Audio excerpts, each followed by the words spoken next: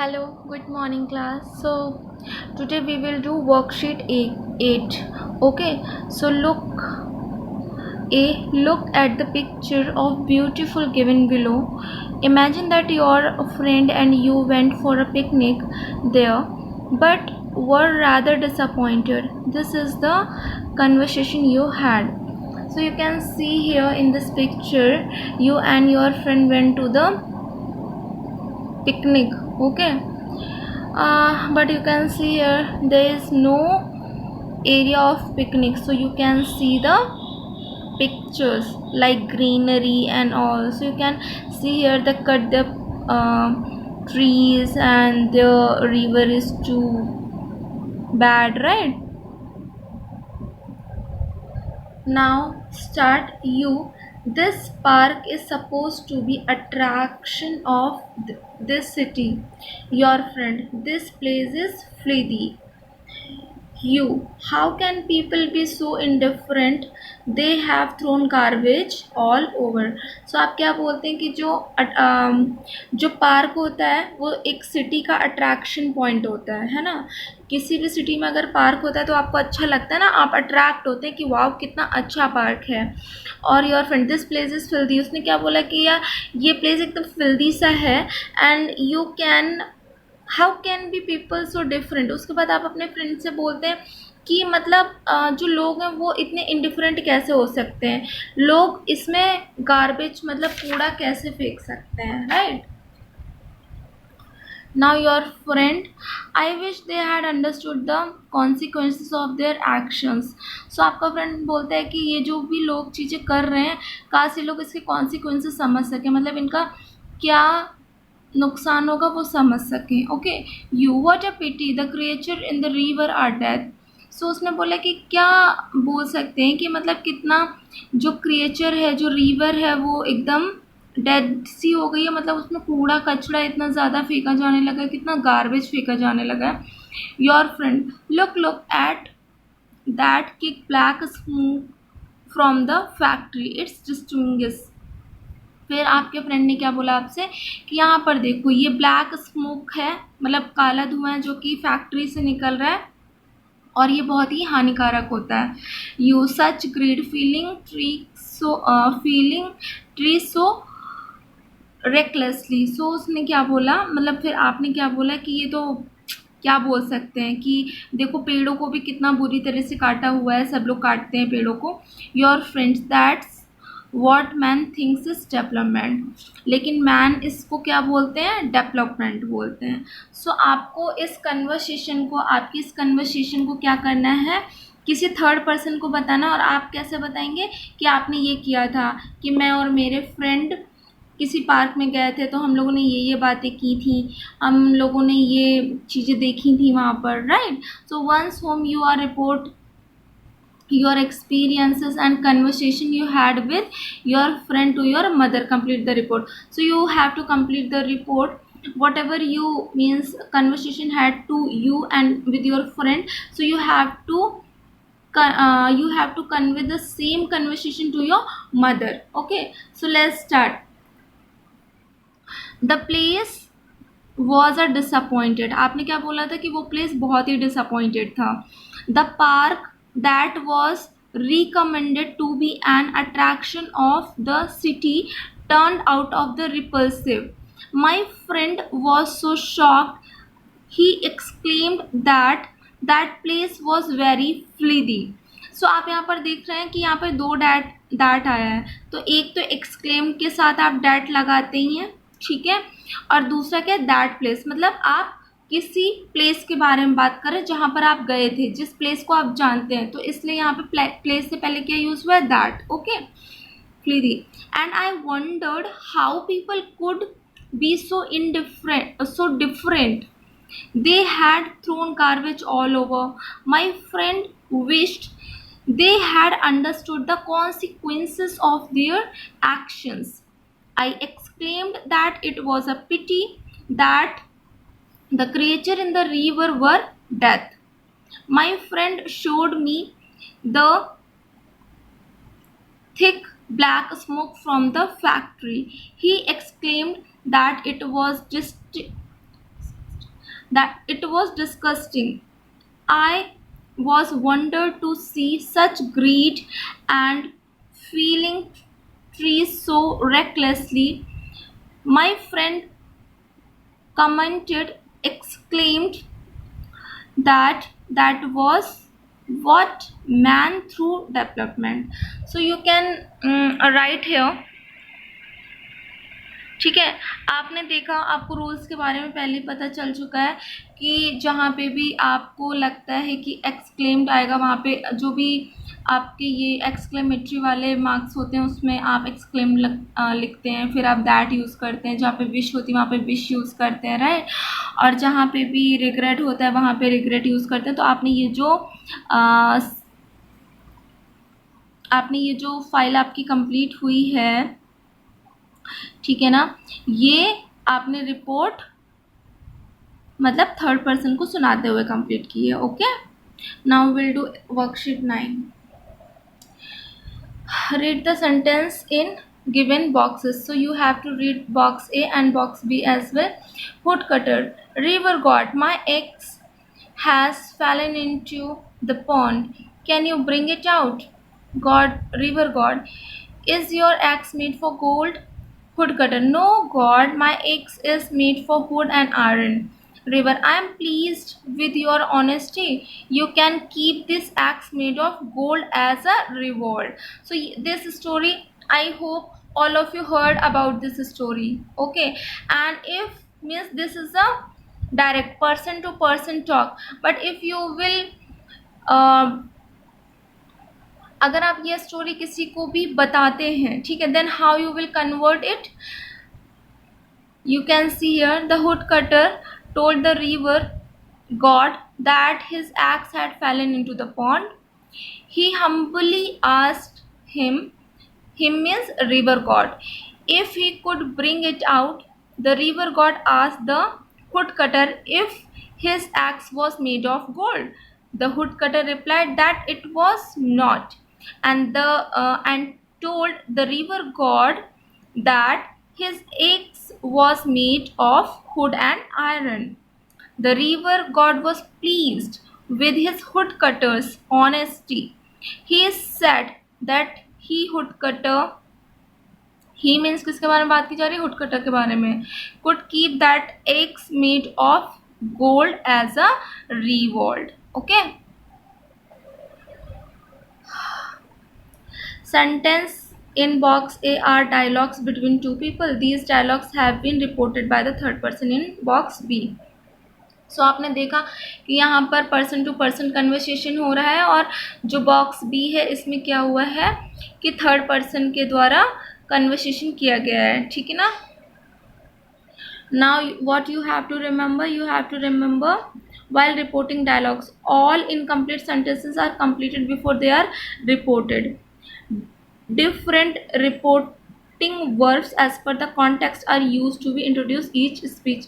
So ये सारी चीज़ें तो आप पहले भी पढ़ चुके हैं, जो कि आपको याद रखनी पड़ेंगी, ठीक है। कुछ सेंटेंसेस होते हैं जो आपको रिपोर्टेड स्पीच में पूरे कंप्लीट करने होते हैं। जैसे कि यहाँ पर क्या है, यहाँ पर आप देख सकते हैं कि एक ही लिखा गया है, इसमें आप क्या बोलेंगे, ठीक है। लेकिन अगर आप किसी और को बताएंगे तो पूरा स्पीच को कंप्लीट करेंगे, राइट। और फिर उसी के अकॉर्डिंग आप अपना वर्ब वगैरह भी चेंज करेंगे। Okay, so let's read another example like Neeta, are you going to the book fair today? Neetu, no I will go to the book fair on Saturday. क्या बोलती है कि मैं बुक फेयर में सैटरडे को जाऊंगी। Neeta, can I come along? Neetu क्या बोलती है कि क्या मैं तुम्हारे साथ आ सकती हूँ? Then Neetu, sure Neeta. Neeta, what time should we start from home? हमें घर से कितने बजे निकलना होगा? सो Neetu, we will leave at 10 AM so that we get through time, we browse through the books. Nita, fine Neetu, I shall reach your home at 9:45 AM. उसको बोलती कि मैं 9:45 पे पहुंच जाऊंगी। बट यही चीज़ सपोज अगर आप किसी थर्ड पर्सन को बताएंगे तो कैसे बताएंगे? Then you have to tell Meeta asked Neetu if she was going to the book fair that day. Neetu replied that she was not, said that she would go to the book fair on Saturday. Then Meeta then asked Neetu if she could come along. क्या वो उसके साथ आ सकती है? Neetu gladly agreed. Neetu बहुत खुश होके agree हो गई. Meeta wanted to know what time they should start from home. Neetu suggested leaving at 10 a.m. so that they got enough time to browse through the books. Meeta assured Neetu that she would reach her home at 9:45. Okay, now we'll do worksheet 10.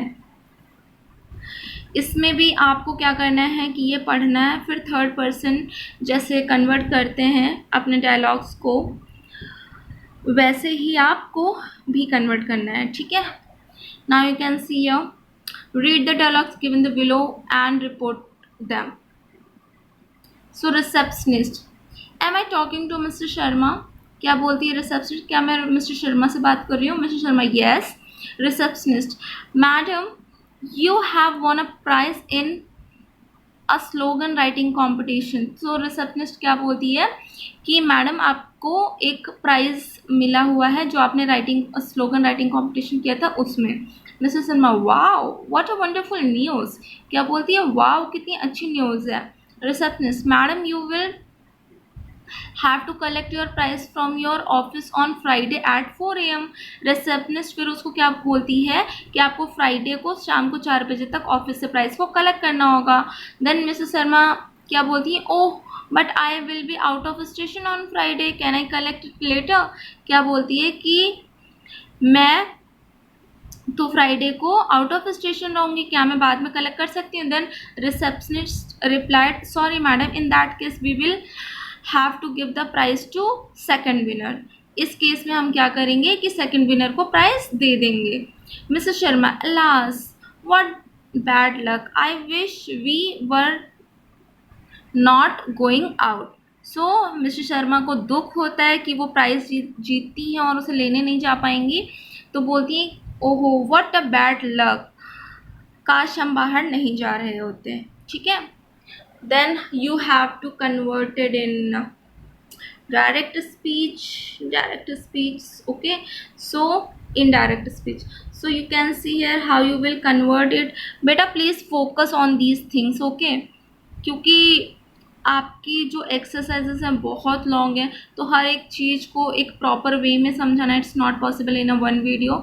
So if you have any confusion ना, so please message me and please comment me as well, okay.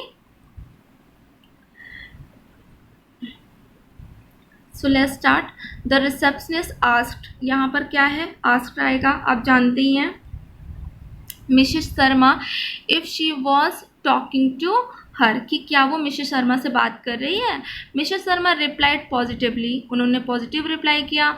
The receptionist informed her respectfully that she means कौन? Mrs Sharma had won prize in slogan writing. तो उसने क्या बोला कि वो slogan writing में उनको एक प्राइज मिला है. तो you can see easily, okay. Now we'll come on next page. In a slogan writing competition, Mrs. Sharma exclaimed with joy that it was a very wonderful news. फिर वो क्या बोलती हैं खुश होकर कि ये तो बहुत अच्छी न्यूज़ है. The receptionist told her positively, जो रिसेप्शनिस्ट होती है वो उसको बहुत ही, wait a second, Mrs. Sharma explained joy. The receptionist told her politely that she would have to collect her prize from their office on Friday at 4. ठीक है, तो वो उसको पोलाइट वे में क्या बताती है कि उनको 4 बजे तक कलेक्ट करना होगा. Then Mrs. Sharma exclaimed sorrowfully that she would be out of station on Friday. She asked if she could collect it later. क्या वो पूछती हैं कि वो शायद फ्राइडे को आउट ऑफ स्टेशन रहेंगी, तो क्या वो बाद में कलेक्ट कर सकती हैं. Then the receptionist answered her politely that in that case would have to give the prize to the second winner. Mrs. Sharma exclaimed with sorrow that it was a very bad luck. She wished they had not been going out. ठीक है बेटा, मेरे पास यहाँ पर space नहीं था, that's why मैंने यहाँ पे एरो बना दिया, जिससे कि आपको इजीली पता चल जाए कि यहाँ के पास से फिर यहाँ से स्टार्ट हुआ है और फुल स्टॉप पे फिनिश हुआ है. Okay, now will do second one. Anmol, Kunal have you prepared your speech on the competition. So Kunal क्या बोलता है, अनमोल क्या बोलता है कुणाल से, क्या तुमने अपनी स्पीच को कंपटीशन के लिए प्रिपेयर किया. So Kunal said yes I have. उसने बोला हाँ मैंने किया. Anmol, how are you always so confident on the stage. तो अनमोल बोलता है कि कुणाल से कि तुम इतना ज़्यादा कॉन्फिडेंट कैसे रहते हो स्टेज पे जाते वक्त. Kunal, I learn my speech thoroughly and practice it in front of my parents. तो क्या बोलता है कि मैं उसको बहुत ही ध्यान से पढ़ता हूँ और पेरेंट्स के सामने प्रैक्टिस करता हूँ. अनमोल, I wish I could also be so confident on the stage. तो वो अनमोल कुणाल से क्या बोलता है कि मैं भी चाहता हूँ स्टेज पे कॉन्फिडेंट होके बोल सकूँ.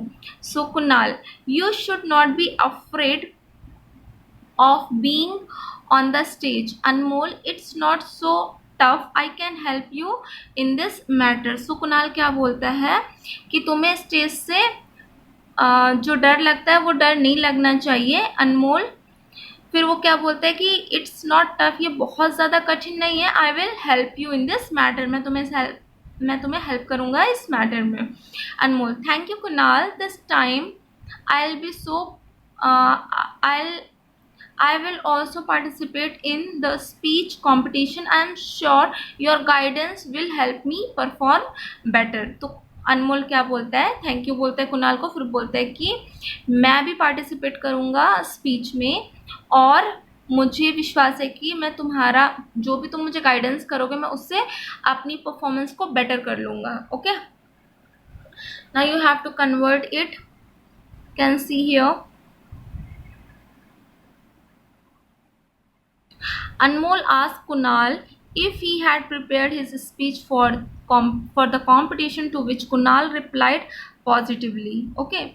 Further, Anmol asked Kunal how he was always so confident on the stage. So Kunal replied that he learned his speech thoroughly and practiced in front of his parents. Anmol wished he could also be so confident on the stage. Kunal advised Anmol that he means Anmol, he should not be afraid of being on the stage. It was not so tough. Kunal said that he could help Anmol in that matter. Anmol thanked Kunal and said that he would also participate in the speech competition. He assured that Kunal's guidance would help him किसकी help करेगा, अनमोल की, perform better. Okay, सो ये please आप लिख लीजिएगा. Now do it yourself, fill in the blanks with words from the, so you have a help box, and in a help box you have many words. Okay, so you have to complete your fill in the blanks. So let's start. It was late night when I reached my city. बहुत रात हो गई थी उसे अपनी city में पहुँचते हुए. I dash of the bus driver. So bus driver से आप क्या करेंगे, इंक्वायरी करेंगे. ठीक है, so I inquired of the bus driver if it was possible to get a taxi at 1 hour. तो आपने क्या बोला कि अगर पॉसिबल है तो क्या टैक्सी ड्राइवर 1 आवर के लिए आ सकता है. तो यहाँ पर आप क्या लगाएंगे, if. Then he was kind and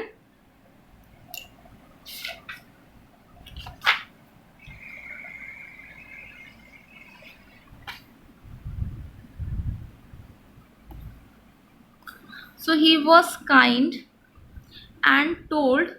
तो बहुत ही अच्छा था बस ड्राइवर, काइंड था और उसने क्या बोला, told me where I could find one. हो सकता है मैं उसे ढूंढ लूँ. After waking up the taxi driver, after waking up the taxi driver, I told him where I wanted to go. He dashed, saying it was too far off. तो उन्होंने पहले तो बोला, जब टैक्सी ड्राइवर का वेट कर रहे थे, उसके बाद उन्होंने बोला कि मैं यहाँ पर जाना चाहता हूँ. तो फिर क्या बोला, टैक्सी ड्राइवर रिफ्यूज़ कर दिया, उसने मना कर दिया. मतलब he refuse saying it was so far, कि वो नहीं जाएगा क्योंकि बहुत दूर है जहाँ पे भी उन्हें जाना है. आई डैश हिम टू, जब आपको टैक्सी ड्राइवर मना कर देता है और आपको अर्जेंटली जाना होता है तो आप उससे क्या बोलते हैं, क्या करते हैं उससे, request. Okay, so I requested him to be kind and help me out, कि प्लीज़ थोड़ा सा हेल्प कर दो मेरी. I agreed but want me that he would charge twice the fare. तो उसने क्या बोला कि वो डबल चार्ज करेगा इतनी दूर जाने के लिए. I dash that was too much. Grumbled मतलब क्या होता है, अपने मन में बड़बड़ाना. ठीक है, तो वो क्या हुआ, फिर वो अपने मन में बड़बड़ाए कि ये तो बहुत ज़्यादा है. Oh on hearing me he went back to sleep. उसने मुझे सुन लिया था, फिर वो स्लीप करने चला गया. I dash not having plan my journey but I dash get to cheated. I regretted not having planned my journey but I refused to get cheated. Okay class, now we'll do second one, next one, and I think it is the last one also. Read the following interview.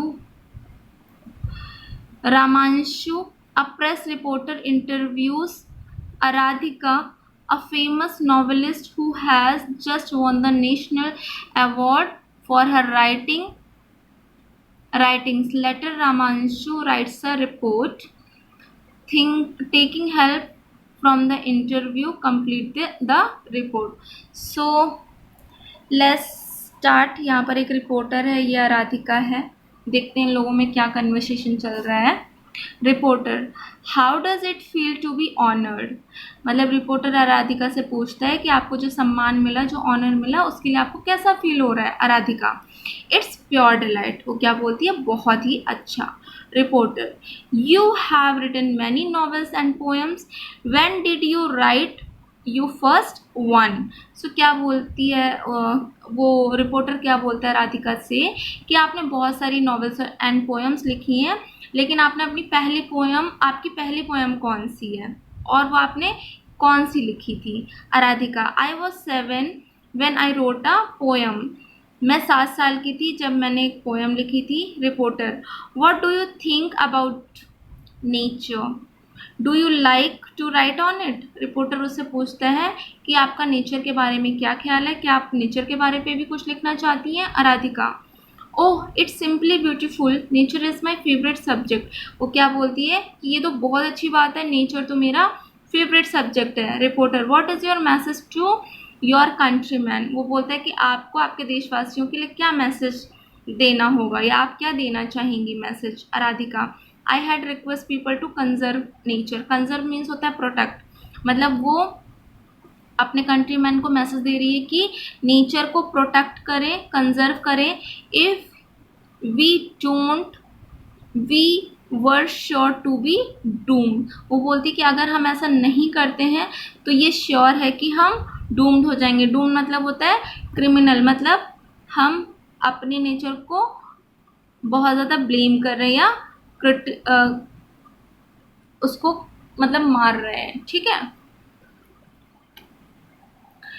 now you have to write the indirect as well. So Ramanshu asked, Ramanshu किसका name था, reporter का. Okay, Ramanshu asked Aradhika how it felt to be honored, to which she told that it was a pure delight. Then Ramanshu went on to say that she had written many novels and poems and asked her,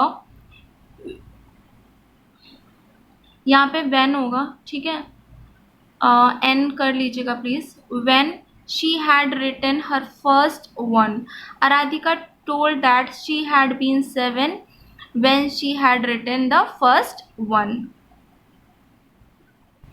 Ramanshu asked her what she thought about the nature, what she thought about nature, and if she liked to write on it. So, with joy in her eyes, Aradhika told that it was simply beautiful and that nature is her favorite subject. As a parting shot, Ramanshu asked what her message to her countrymen was. Aradhika was seriously requested people to conserve nature and warned if they didn't, they were sure to be doomed. Okay, so now your narration chapter is completed. All exercises are completed as well. It's my humble request to you. Narration अच्छा chapter है और इतनी सारी exercises की हैं आपने, तो अगर आप इस वीडियो को देख करके अपनी अंडरस्टैंडिंग बढ़ा रहे हैं तब तो बहुत अच्छी बात है। लेकिन अगर सिर्फ आप नोट कर रहे हैं वीडियो को देख करके कि चलो फटाफट नोट कर देते हैं, है ना, तो फिर आपको कुछ भी समझ में नहीं आएगा कि नरेशन का यूज़ कैसे किया जाता है। ठीक है, तो आप सबसे पहले पढ़िए, रूल्स को सबसे पहले लर्न करिए। ठीक है, उसको समझने की कोशिश करिए कि रूल्स क्या हैं और क्या कहाँ पर क्या क्या रूल्स लगेगा। ठीक है, उसके बाद आप खुद से ये जितनी भी एक्सरसाइजेस हैं उनको डेली करने की कोशिश करिए। जब समझ में नहीं आता है तब आप ये वीडियो प्ले करिए, इसके बाद इसको समझिए, तो फिर आपको अच्छे से समझ में आएगा and it will helpful to your future and to your examination aspect. Okay, so yeah class, thank you so much. If you are not subscribed my channel, so please subscribe it because it is too much beneficial for you. So lastly, thank you, bye bye. And yeah, if you have any confusion, so please comment me as well. Okay, then I will clarify to you. Bye, thank you.